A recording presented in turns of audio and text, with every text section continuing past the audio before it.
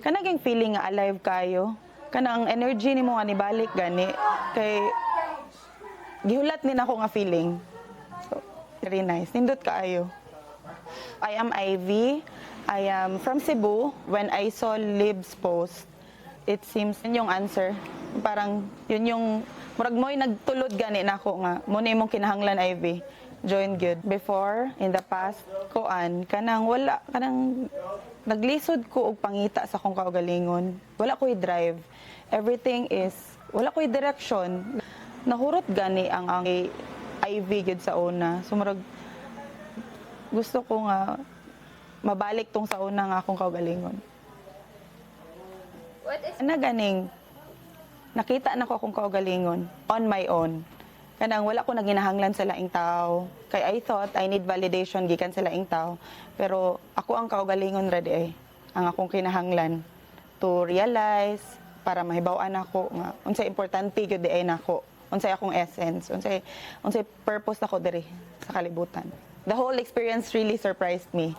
Kay kanang it allowed me gani to appreciate myself and to discover nga daghan ba kay kog mabuhat jud at nga murag katong ako mga past sa una is wala ra to sila passing ra gyud and then very surprising ang experience when I learned and I did setbacks. Grabe oy ganing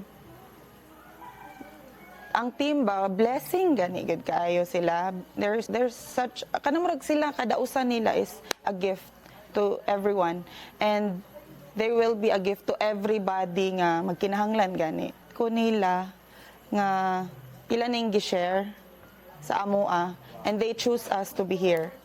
Please continue to do what you're doing. Ato ning dadon sa Cebu, please lang. Ay nako. Lib, thank you kaayo. As in kay pagkakita pa lang jud ako sa post nimo ba, imuhang not just ang imong gistorya but ang imuhang aura lang gani bisan sa online lang nga murag